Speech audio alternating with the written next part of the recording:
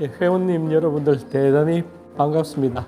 다시 한 번 더 인사드리겠습니다. 저는 사과연구소의 소장으로 있는 이동혁입니다. 반갑습니다. 제 소개를 간략히 드리자면 저는 94년도부터 사과연구소 초창기죠. 사과연구소에서 근무하기 시작했고 연구직으로 근무하기 시작했고 오늘 이 시간까지 사과연구소에 붙박이로 있습니다. 제가 전공한 분야는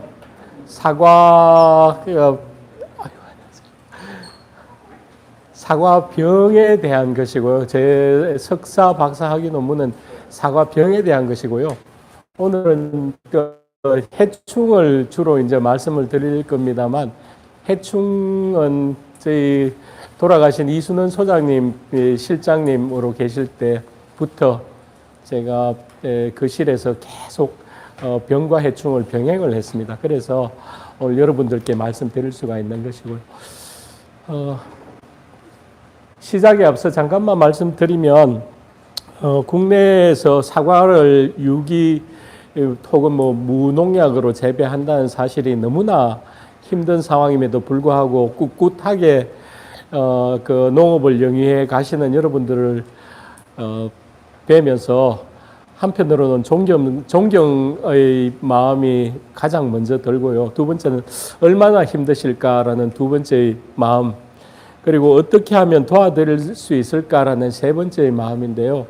거기에서 제가 세 번째 도와드린다는 의미에서 어떻게 하면 조금 더 여러분들이 계시는 그런 생각에서 좀 더 과학적인 접근 방법으로서 이렇게도 한번 해보셨으면 좋겠다라는, 특히 해충 분야를 중심으로 해서 제가 좀 말씀을 드리겠습니다. 현황 및 문제점과 발표 내용은 이렇습니다. 우리나라의 유기 재배, 그리고 불가능해서 희망으로라고 제목을 정해봤는데 그렇습니다. 이게 어떻게 가능할지. 과수는, 특히 사과는 작물 중에서 유기 재배가, 무농약 재배, 유기 재배가 가장 어렵다. 맞습니다. 여러분들이 현재 처하고 있는 그 상황이 가장 어려운 상황임을 제가 너무나 다 잘 알고 있고요. 그러나 유기 재배는 불가능하다라는 측면에서는 그렇지 않다라고 말씀을 드릴 수가 있는데, 이것은 어느 정도의 타협점이 있어야 될 것 같습니다. 어느 선까지 우리가 병해충에 대한 피해를 용인을 하고 하느냐라는 측면에서는 좀 타협이 있어야 될 것 같습니다. 요거는 돌아가신 이순원 소장님께서 직접 본인의 밭에서 실증 실험을 여러 가지 작물에서 고추, 배추, 감자 실증 실험을 한 것인데, 유기 재배가 우리나라에서 이만큼, 무농약 재배가 이만큼 어렵다라는 사실을 단적으로 보여주고 있죠. 전체 다, 특히 배추는 각종 해충들에 의해 가지고 잎들이 성할 날이 없고 거의 손으로 다 잡아내는 방식으로 하다 보니까 너무나 힘든 그런, 과수도 마찬가지죠. 복숭아, 배, 감 보십시오. 그래서 농약을, 우리 인간이 인위적으로 만들어낸 농약을 살포하지 않고서는 현대에 이르러서의 농업이 이만큼이나 힘들다. 그 힘든 길을 여러분들은 걸어가고 계신다라는 그런 부분이 되겠습니다. 40분이 되면 저한테 좀 알려주세요.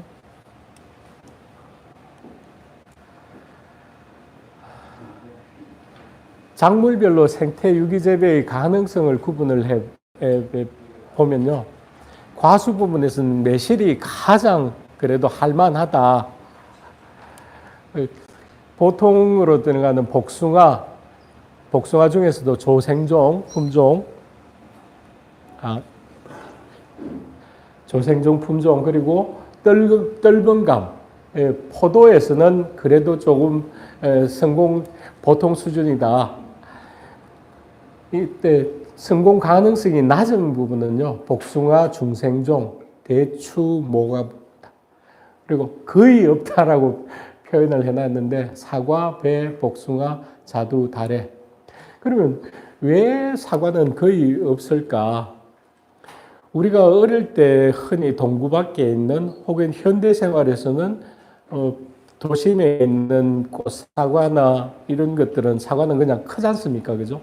열매를 맺고. 근데 왜 우리가 식용 가능한 소비자들이 원하는 사과는 유기 재배, 무농약 재배가 이토록 어려운가? 그것은 가장 기본적으로는 그렇습니다.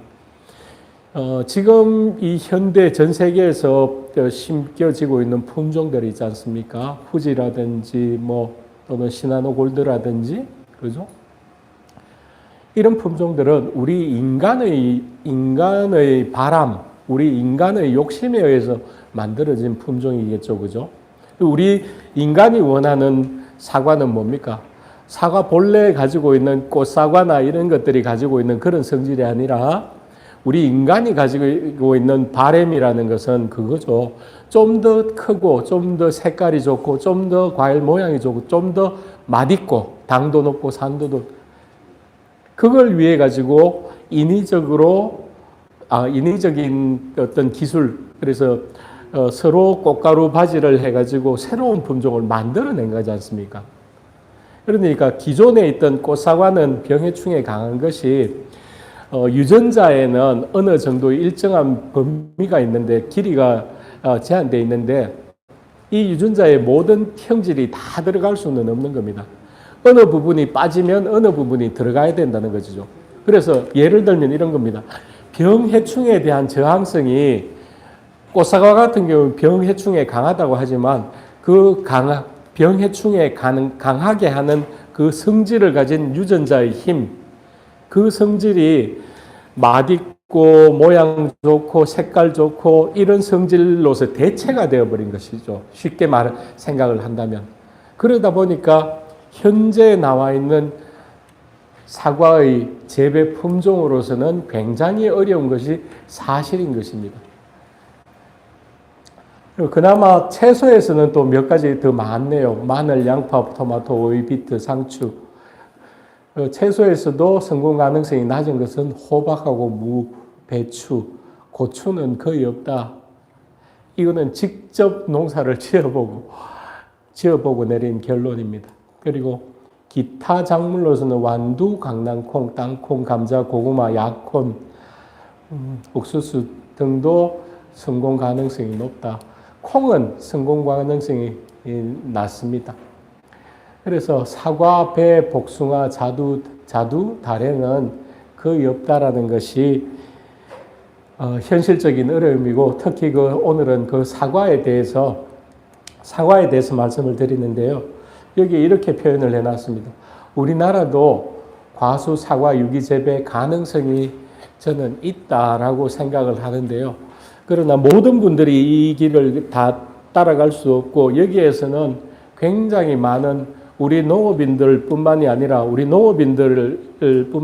이것은 어떤 법적이나 혹은 제도적이나 국민들의 정서 속에 이것이 완전히 파고들어야만 오롯이 성공할 수 있는 하나의 모델이라고 생각을 합니다.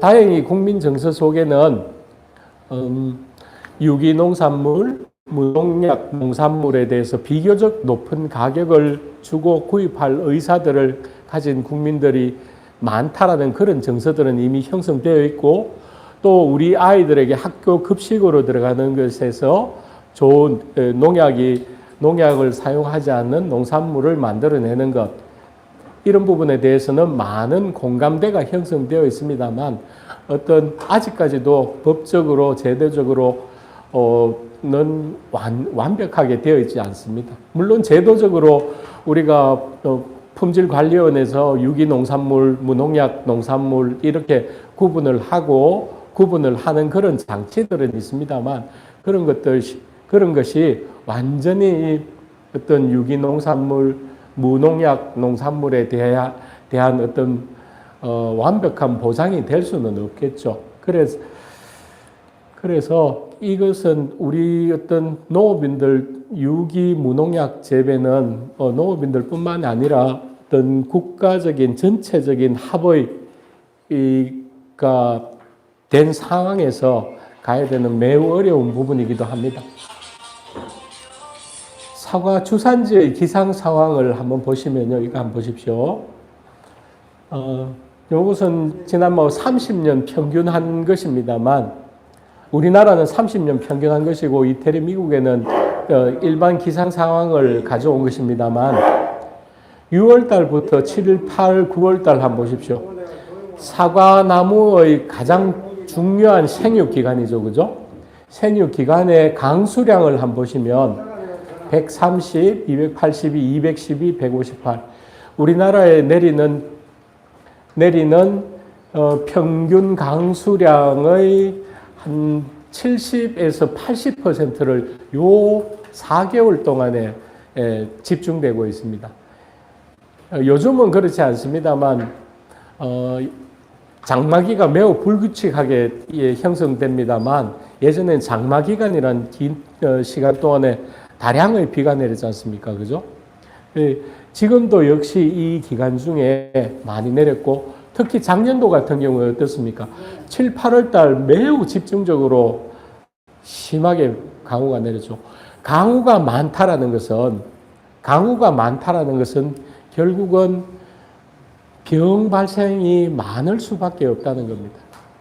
강우가 많다라는 조건은 여름철에 강우가 많다라는 조건은 온도도 적당한 여름철 온도니까 그렇게 떨어지지 않지 않습니까? 그죠?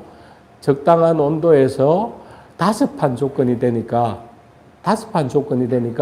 우리 발가락에 살고 있는 무좀균이 적당한 온도에서 습한 조건이 될 때 번식하지 않습니까? 그런 것처럼 사과의 주요 병들이 대부분 곰팡이성 병이기 때문에 화상병은 세균병입니다만 곰팡이병이기 때문에 이 시기에 집중될 수밖에 없다.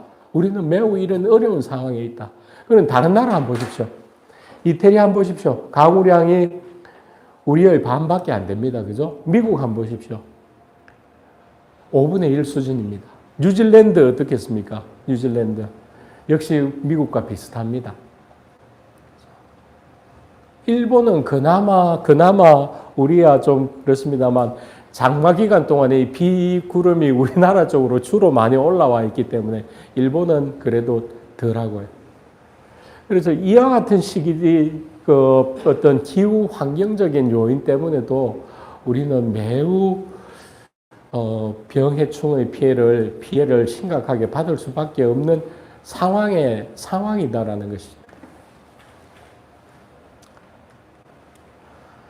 우리나라 유기재배 사과원에서의 병해충 현황을 한번 보시면 참으로 처참한 상황이죠. 석회 보르도액을 많이 뿌림에도 불구하고 거름 전무니병 그리고 견무니석원병을 방제를 해낼 수가 없고 특히 탄저병 보십시오. 갈색무늬병.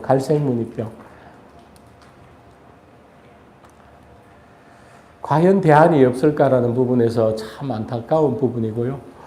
또한 이런 여러분들이 유기농자재를 많이 사용하시고 하는데 결국은 그것이 약효의 한계가 있고 또 사용법의 미숙으로 인해 가지고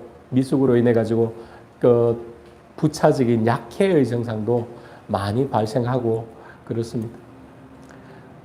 사과 혹진딧물, 복숭아 심식나방, 면충 그리고 사과 나무 자체를 가해하는 하늘소류 등등 왜 이렇게 나무가 이렇게 되느냐? 앞에서 말씀드린 것처럼 꽃사과는 멀쩡한데 여러분들 밭에 파시려고 하시는 이 후지 품종이 아니라 꽃사과를 심으신 분도 계실 겁니다. 그죠? 수분수 용도로. 근데 그런 사과들은 멀쩡하지 않습니까? 멀쩡한 부분들이 많지 않습니까? 그러나 우리가 주 타겟으로 하는 이 품종들은 굉장히 이렇게 심하다. 그것은 결국은 우리 인간의 욕심에 의해서 개량된 품종이기 때문에 집돼지, 뭐 산돼지 이렇게 생각하시면 되겠습니다. 그렇다라는 부분. 각각의 요 해충들에 대한 뭐 방제에 대해서는 제가 뒤에 말씀을 조금 드리겠습니다. 우리나라에서 유기사과연구회가 최초 결성된 것은요, 2006년이고요. 오늘날까지 계속적으로 뭐 지속되고 있고, 이 어르신은 송계룡 회장님이십니다. 제가 농업인 가운데서도 매우 존경하고, 제가 초창기 아주 어린 연구사 때 이분 밭에 가니까 청송에 저는 그렇습니다. 이분의 사과밭을 보고 받았던 충격을 지금까지도 간직하고 있는데 이분이 그래 말씀해 주시더라고요. 아주 손 회장님의 손계룡 회장님의 입장에서는 제가 아주 어린 학교 갓 졸업하고 이제 그 진흥청에 입사를 했으니까 귀여워 보이셨던지 참 많이 가르쳐 주셨거든요. 제가 여쭤봤습니다. 회장님, 어떻게 회장님 나무는 일본 사과처럼, 제가 받았던 충격은 그겁니다. 우리 대한민국에서도 일본의 사과 있지 않습니까? 그것처럼 그렇게 품질이 나올 수 있구나라는 것을 이분 어르신 밭에서 처음 뵀거든요. 그랬더니 이분이 하시는 말씀이, 회장님 어떻게 사과가 이렇게 일본 사과처럼, 저는 그때 사진으로만 일본 사과를 봤으니까 일본 사과처럼 이렇게 이럴 수 있습니까? 하니까 회장님이 세 가지다. 이 선생 그 세 가지다. 첫째는 그때 해주신 말씀 그대로 전합니다. 재배적으로는 저는 잘 모르기 때문에 그 재배적인 방법이 맞는지는 모르겠습니다만, 회장님이 말씀하시기에 나무를 위에를 갖다가 키워야 된다. 정부새성이라고 하는 거 있지 않습니까? 상단부를 키워야 되고, 두 번째는 여러분들 머리뿔 가위벌 있지 않습니까? 머리뿔 가위벌. 지금은 조금 중요성이 퇴색되고 있습니다만, 머리뿔 가위벌을 사용을 하는 것이다. 이분 말씀이. 여러분 실제로 아오모리에 가면요, 일본의 아오모리에 가면 머리뿔 가위벌 축제라고 있습니다. 마메고바치라고 하는데요. 머리뿔 가위벌을 위한 축제를 해요. 행사를 합니다. 그것처럼 사과 농사에는 이분 말씀도 그렇습니다. 머리뿔 가위벌을 사용해야 된다. 그리고 물 관리를 철저히 해야 된다. 여러분들 질문 한 가지 드리면요. 여러분들 사과나무는 주간부가 표피가 깨끗한가요? 깨끗하다라고 생각하시는 분 계십니까, 여기에? 아마도 단 한 분도 안 계실 것 같은데요. 근데 여러분들 일본 다녀오셨죠? 일본에도 많이 다녀오시는데, 일본의 사과나무를 보면요, 주간부가 깨끗해요. 저는 2007년도에 일본이라는 나라를 생전 처음 가봤습니다. 굉장히 충격적이었습니다. 어떤 충격이었어요? 나무가 너무 깨끗한 겁니다. 주간부가. 물론 사진으로는 많이 봤습니다만, 제가 연구를 하는 사람이니까 해외에 관련된 자료들은 늘 봐야 되는 입장이지 않습니까? 그래서 자료도 많이 보고 그러다 보니까 일본 사과나무는 깨끗하구나, 왜 그렇지라는 부분에서 의문을 가지고 있었는데, 실제로 가보니까 깨끗하더라는 겁니다. 그것은 이분께서도, 손 회장님께서도 말씀하신 물 관리라는 게 뭡니까? 물 빠짐을 철저히 하고,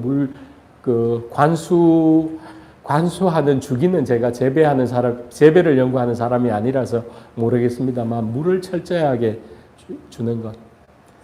그래서 심지어는 사과를 재배하시는 학자분들께, 재배하는 전문가에게 여쭤보면 그렇게 표현합니다. 사과나무를 키우는 것은 콩나무를 키우는 것과 똑같다라고 생각을 하라고 하시더라고요. 콩나물 시루에 구멍이 뚫려 있습니까? 안 뚫려 있습니까? 뚫려 있죠, 그죠? 근데 우리가 콩나물 시루에 구멍이 뚫려서 물을 부으면 붓는 즉시 다 빠져내려갑니다. 콩나물이 안 될 것 같죠? 그러나 어느덧 무럭무럭 자라지 않습니까? 그죠? 그런 것처럼 사과나무는 물을 아주 싫어하는 작물이면서도 물에 채여 있는 걸 너무너무 싫어하는 겁니다. 과수 중에 최고로 싫어합니다. 과수 중에. 물론 복숭아라든지 자두라든지 이런 핵과류도 마찬가지입니다. 배나무도 마찬가지인데 사과나무는 유독 더 심합니다. 사과나무는. 물에 채여 있는 걸. 그래서 여러분들 밭에서 사과나무가 이렇게 트실트실하고 어느 한 해 물 공급을 물 공급이 부족했다고 한다면요. 반드시 그 해에 자란 가지에서는 가지가 매우 조피 증상이 심하게 나타나는 것을 보실 수 있을 겁니다. 그래서 제가 왜 이 사진을 넣어놨냐 하면 제가 이 어르신 연세도 이제 벌써 팔순이 거의 다 돼 가시는 걸로 제가 생각이 되는데 제가 존경하는 한 분의 농업인이시기 때문에 그렇습니다. 유기과수협회가 12년에 결성되었고요. 유기무농약 사과원의 병해충 방제용 농자재 사용 동향을 한번 보시면요. 석회 유황합제, 보르도액, 키틴 미생물, 광물가루, 현미식초, 기타 추출물, 은이온수 보십시오. 이런 것들을 이용해서 병을 방지하시고요. 해충에서는 식물성 오일이라고 하니까 생각나는데 최근에 또 한 가지 이슈가 여러분들 폐식용유 있지 않습니까? 폐식용유에다가 거기 또 뭘 타더라, 설탕을 타든가 해가지고 나무에 뿌려주면 좋다 하더라 라는 소리를 듣고 마구마구 그렇게 사용하고 계시는데 제발 그런 식으로는 하지 말아 주십시오.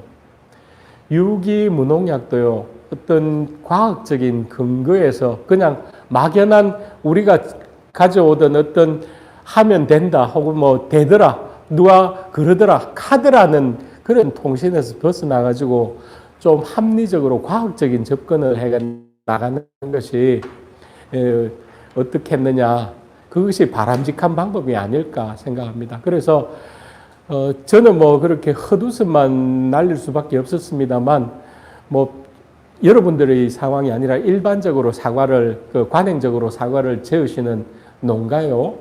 그런 데서 지금 폐식용유에다가 설탕을 섞어가지고 뿌린다는 이야기를 듣고 기술센터의 선생님들한테 제가 좀 안 좋은 싫은 소리도 했습니다.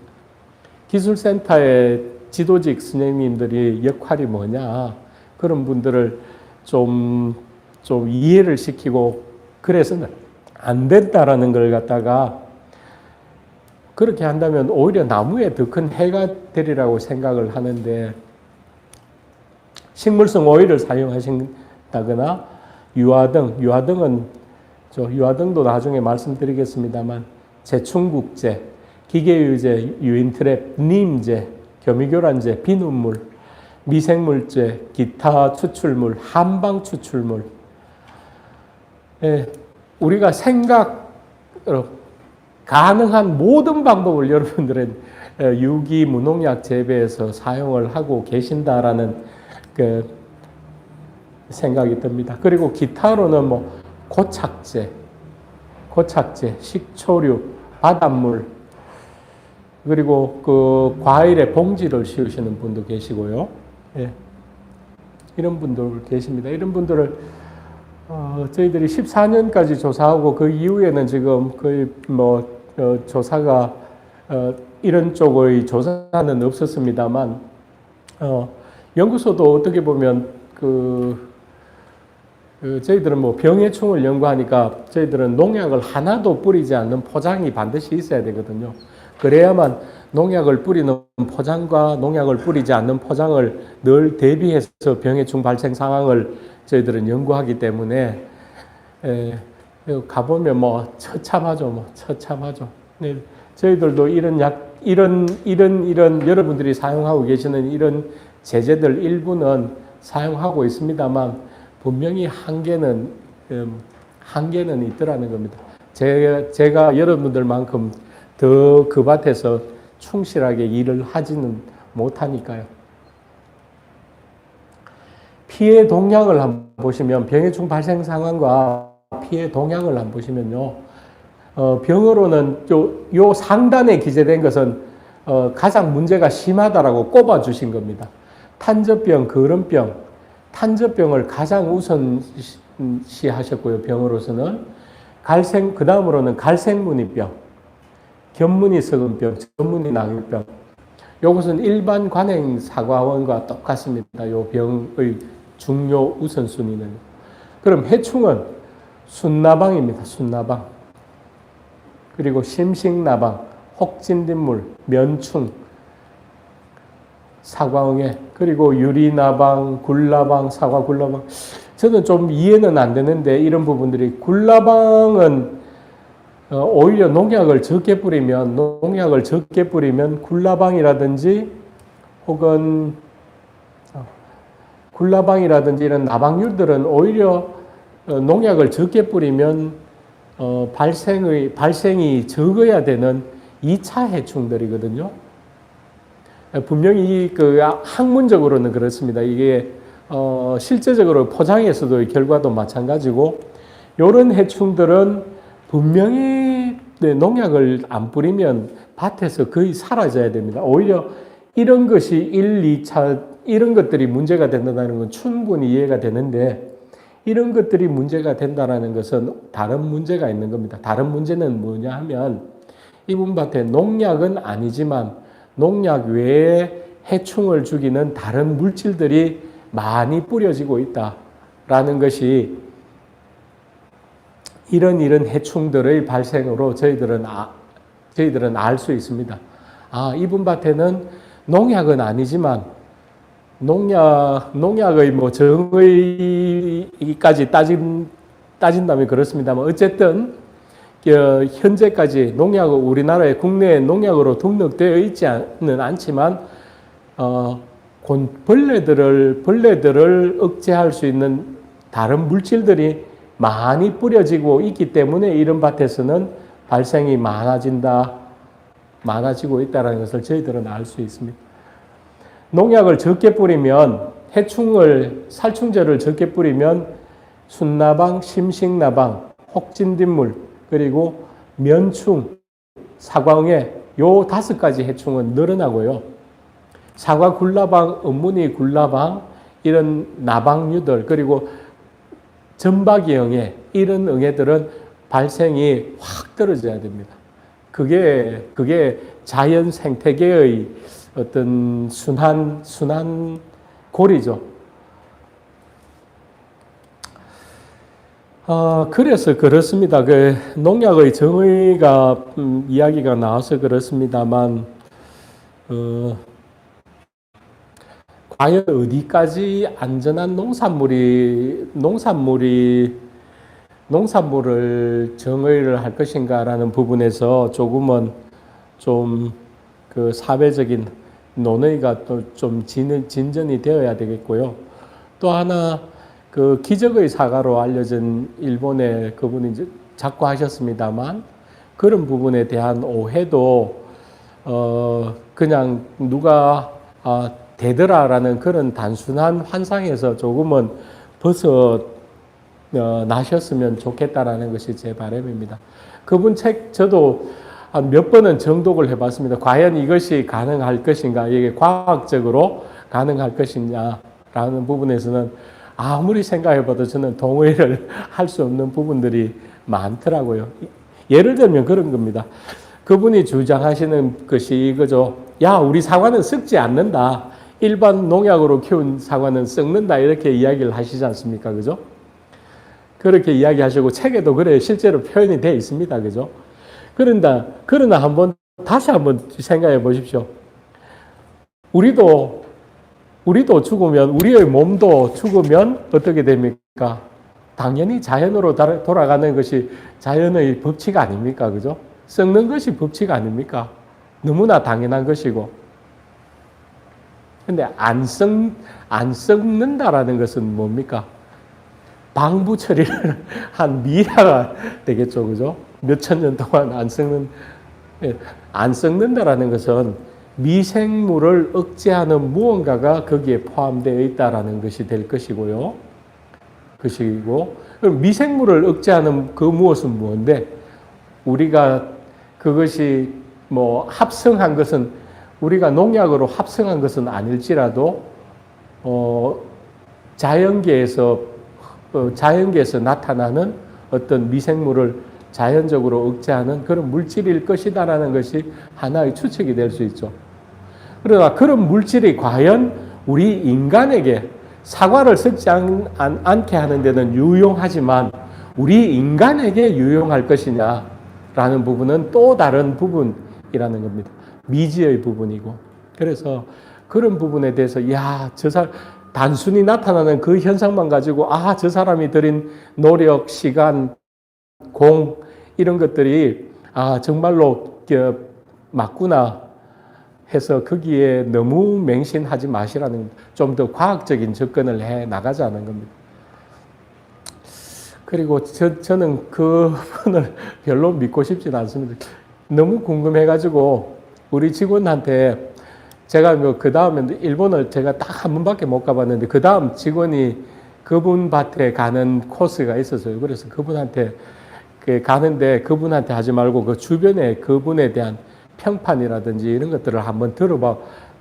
이번에 일본을 가니까 한번 들어보고 와달라. 왔어요. 그분이 뭐라고 이야기했겠습니까? 평판을 듣고.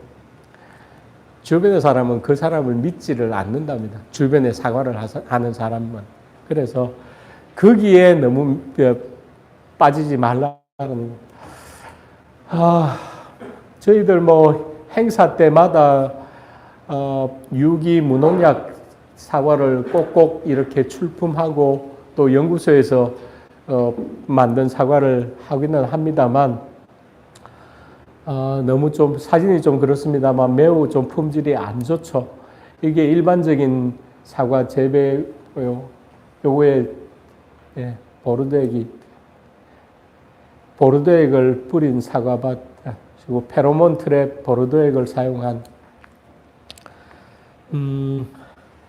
석회 보르도액은 현재 이 유기 무농약 재배에서는 대체할 만한 다른 제재는 없는 것 같습니다. 현재 저희 판단으로서는 현재로서는 지금 뭐 그 중탄산 칼슘이 지금 유럽에서는 좀 대체제로서 좀 많이 사용되어 가고는 있습니다만 아직은 완전히 바뀌지는 않았고요. 유럽에서는 일부 국가들에서는 지금 석회 보르도액이 이게 조금 좀 제한이 들어가고 있는 그런 실정이고요. 여러분들도 느끼시겠지만 석회 보르도액을 뭐 이 안전성에 대해서는 뭐 제가 말씀드리지 않겠습니다. 이거는 아직까지 과학적으로도 입증이 너무나 어려운 부분이고 하기 때문에요. 안전성에 대해서는 입증 말씀 안 드리겠습니다만 우리가 이걸 갖다가 주스를 짜보면 그죠? 이게 이렇게 재배하는 것들은 어떤 기계들에 대한 부식은 아닌데 하여튼 변색이라든지 이런 것들이 있다는 측면에서 조금은 실제로 재배하시는 분들도 우려하시는 부분도 있다는 여러분들의 생각을 말씀드리는 겁니다. 자,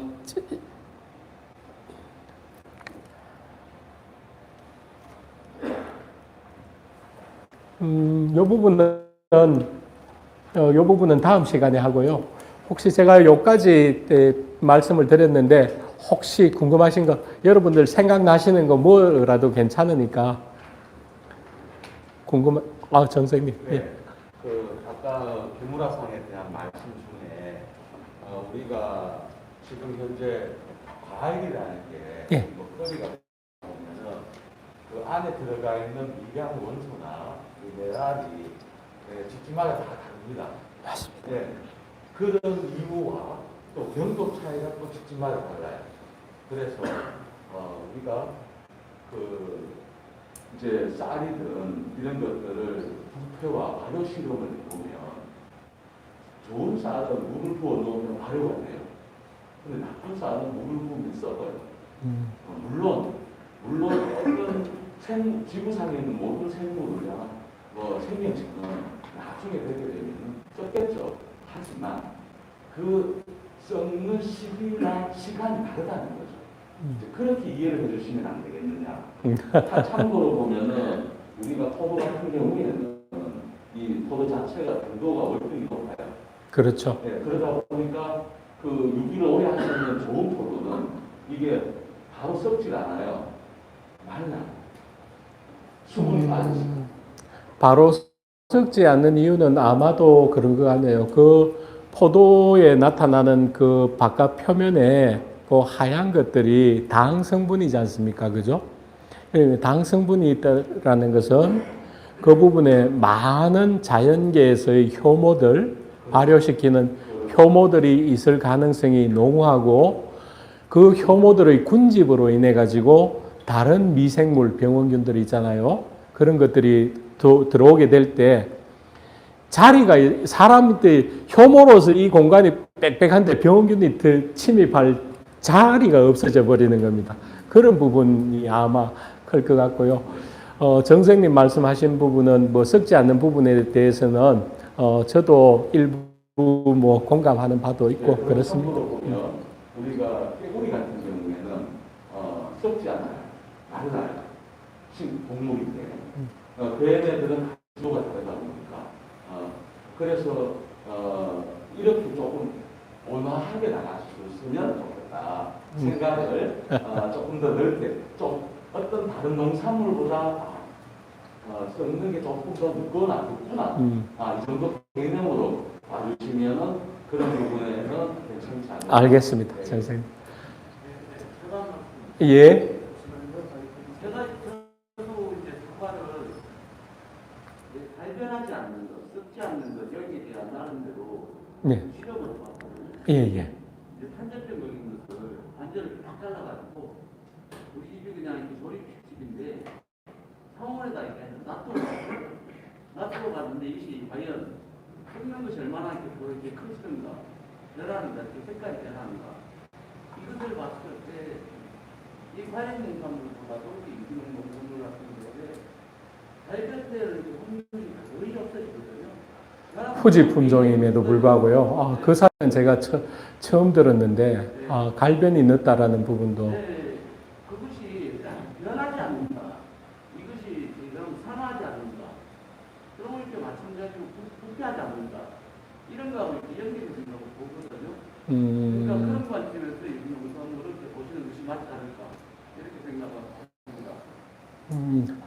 그 부분은 제가 그 갈변이 느리다.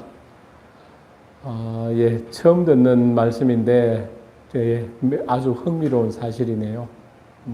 저도 한번 해보겠습니다. 저희들도 저 무농약 포장이 있는데 예, 실제로 그런지를 저희들은 진짜로 앞에서 보여드린 이 제재들을 저희들은 한 보르도에 한 3번 정도 그리고 석회 유황합제 그리고 일부 어떤 오일은 안 뿌리고요. 기계유제 뿌리고 저희들이 교미교란제 처리하고 유인트랩 요 정도밖에 안 하는데 거의 뭐 먹을 것이 없을 정도인데 그 사과가 지금 있는데 한번 해보겠습니다. 좋은 말씀 감사합니다.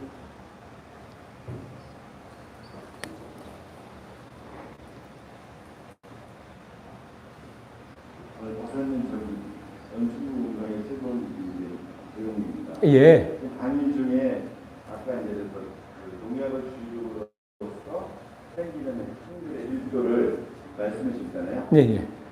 근데 우리가 이제 국제적으로 지금 우리 친환경 신흥에 보면은 4대 공단이 있거든요.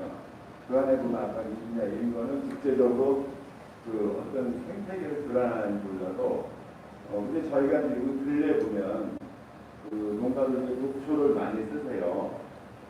목초. 독초. 예. 근데 그게 어떻게 보면 검증되지 않은 부분이라 예를 그래서 어떤 나방을 잡기서 쓴다고 했을 때는 그게 그분한테 맞을 수 있지만 노릴 때나 특히 지금 아까 순낙 그 굴라방 같은 게 발생률이 높아지고 있어요. 그래서 그게 저는 생태계 먹이사슬을 좀 깨는 부분이 있어서 혹시 그런 부분에 대해서 연구가 있게 있으시다는 거. 제가 말씀드렸죠, 그죠? 자연 생태계에서는 농약을 주지 않으면, 농약이 공급이 되지 않는, 농약을 사과밭에 뿌리지 않으면 전방경해라든지 사과 굴라방이나 무늬 굴라방이나 이런 것들은 줄어들어야 된다고 말씀드렸잖아요, 그죠? 나방은 늘어나야 되지만, 근데 지금 독초를 사용하신다는 것은 굉장히 위험한 것이고요. 여러분들의 존립 자체를 갖다가 어떤 거기 흔들어 버리는 것일 수 있거든요. 그게 무엇이냐 하면, 자, 한번 생각해 보십시오. 소비자 입장에서, 자, 유기농, 무농약, 이런 식으로 소비자들이 인식하게 되면 뭡니까? 불신이 되는 거죠. 우리 유기농, 무농약은 하는 것은 소비자들이 신뢰를 하기 때문에 좀 더 높은 가격을 받고 더 받아야 되고 그런 것인데, 독초를 사용한다? 독초가 옛날에 무슨 나쁜 건데 이렇게 돼버리면 어떻습니까? 그거는 너무너무 위험한 것이죠. 근데 물론 실제로 차라리 그 독초를 사용하실 것 같으면 저는 포기하시고 일반 재배로 가시는 것이 오히려 우리나라 사과 산업 전체를 위해서는 더 낫다라고 생각되네요. 그래서 아마도 밭에서 이런 것들이 늘어난다는 것은 털못이 고와도 말씀하신 것과 연관되어 있습니다. 생태계의 교란이 맞다라고 생각을 합니다. 저도. 예.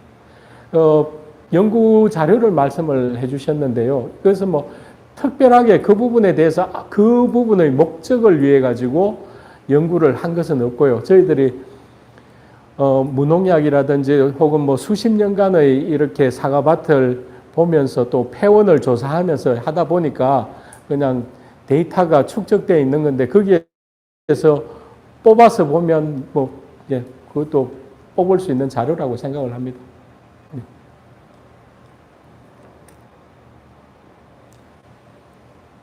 자, 혹시 다른? 그러면 오늘 그 강의가 국장님께서 이렇게 해달라 하시더라고요. 한 40분 정도 진행하고 10분간 또 그 온라인으로 접속하신 분들 그리고 여기 자리에 앉아 계신 분들 질문도 받고 이야기도 하고 또 10분 쉬고 이렇게 진행을 해달라고 하시더라고요. 그래서 지금 잠깐 쉬는 시간이 됐는데 그러면 10시 정각에 다시 시작하도록 하겠습니다. 잠깐 화장실도 다녀오시고 담배도 한 대